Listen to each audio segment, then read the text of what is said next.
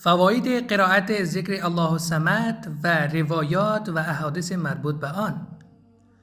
الله الصمد یکی از اسامی خداوند است و ذکر الله الصمد نیز از سوی بزرگان بسیار توصیه شده است. از این رو امروز قصد داریم تا علاوه بر آشنایی با خواص قرائت این ذکر معجزه‌گر، احادیث و روایات مربوط به آن را نیز بررسی نماییم.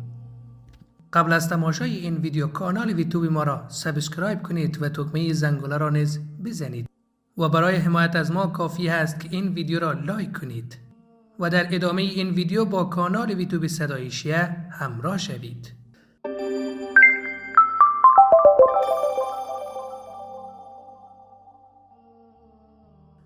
الله الصمد سبب 3 چیز در زندگی می گردد. اول، سیر متاع و بزرگ. دوم، پناه دهنده از بلیات و آفات.